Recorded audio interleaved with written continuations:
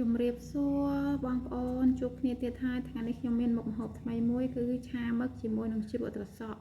មឹកនេះគឺមឹកពីងពីងបងប្អូនណាមឹកពីងពីងគឺប្រភេទដៃវែងអញ្ចឹងខ្ញុំចូលចិត្តមឹកនឹងជាងគេក្នុងចំណោមមឹកទាំងអស់បងប្អូនចូលចិត្តមឹកអីដែរមឹកនេះដៃធំធំណាមួយហ្នឹងមឹកមួយទេប្រហែលជាចិត្ត6ខាំចាអញ្ចឹងលាងសម្អាតឲ្យស្អាតហើយធ្វើឲ្យស្អាតចឹងហើយយើងចាប់ផ្ដើមហាន់ដៃរបស់វាបងប្អូនហាន់ជាបញ្ឆិតអញ្ចឹងមកដើម្បីឲ្យវារាងស្ដើងបន្តិចព្រោះមឹកយើងធំណាបងប្អូនណាចាហើយមឹកនេះស្រស់តែម្ដងខ្ញុំទៅទិញមកកាលពីម្សិលមិញហើយយើងលាងសម្អាតនឹងទុកវាស្រស់ទឹកទៅតពីមឹកយើងស្រស់ទឹកបន្តិចហើយយើងក៏យកទៅឆាវិធីឆាមឹករបស់យើងងាយទេតាមលក្ខណៈគ្រួសារអញ្ចឹងបងប្អូនអាចរៀនធ្វើបានហើយមានរសជាតិឆ្ងាញ់ទៀតទម្លាប់ធ្វើអាហារប្រចាំគ្រួសារទៅធ្វើឲ្យយើងអាចសន្សំសំចៃផងហើយនឹងមានសុខភាពល្អចំពោះបរិមាណខ្លះខ្ញុំប្រើតែមួយស្លាបព្រាបាយទេខ្ញុំមិនដាក់ច្រើនទេខ្លះ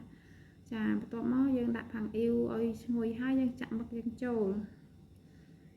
ចាបន្ទាប់ពីដែលយើងចាក់មឹកចូលហើយយើងឆាត្រឡប់វាពី3ត្រឡប់មក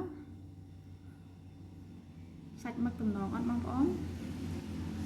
ឡើងខ្លែបតែម្ដង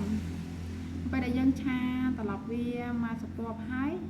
បានយើងចាប់ផ្ដើមថែមគ្រឿងក្រូវណាបងប្អូនយើងមានខ្ញុំប្រើតែ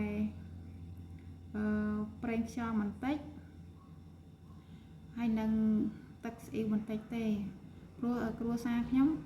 អត់ញ៉ាំប្រៃទេគឺញ៉ាំសាបដូច្នេះហើយមិនទាន់ដាក់ថែមគ្រឿងអីទេដោយសារតែយើងខ្លាចវាមានជាតិប្រៃដែលញ៉ាំអត់បានអញ្ចឹងក្នុងជ្រក់យើងមានជាតិប្រៃខ្លះហើយនឹងជាតិផ្អែមហើយសម្រាប់ជ្រក់ត្រសក់វិញខ្ញុំប្រើជ្រក់ត្រសក់ដែលបងស្រីខ្ញុំធ្វើនេះខ្ញុំថែមអំបិលតែប៉ុណ្ណេះទេបើយើងភ្លក់ទៅវាយ៉ាងមានសាបន្តិចអញ្ចឹងខ្ញុំប្រើជ្រក់បងថ្លៃដែលខ្ញុំធ្វើគាត់ប្រើរសជាតិរៀងផ្អែមឡំតិចហើយនឹងស្រួយជ្រក់របស់គាត់ឆ្ងាញ់ណាស់អញ្ចឹងពេលដែលខ្ញុំដាក់ជ្រក់ចូលហើយខ្ញុំឆាអញ្ចឹងហើយសិនជាបងប្អូនចង់ក្របក៏បានតែខ្ញុំអត់ក្របទេខ្លាចខ្លោចបាតអញ្ចឹងហើយខ្ញុំនៅឈរឆាវាបន្តិចអញ្ចឹងកាលណាយើងឆាបន្តិចអញ្ចឹងទៅធ្វើឲ្យជ្រក់យើងនឹងទន់ហើយឆ្អិនសព្វល្អដែរអញ្ចឹងប៉ុណ្ណេះទៅឆ្អិនហើយបងប្អូនអើយតំណងខ្លាំងណាស់បងប្អូនអាចរៀនធ្វើបានហើយផ្ដល់អាហារដ៏ឈ្ងុយឆ្ងាញ់ដល់សមាជិកគ្រួសាររបស់យើងដូចដាក់ចានមករោយស្លឹកខ្ទឹម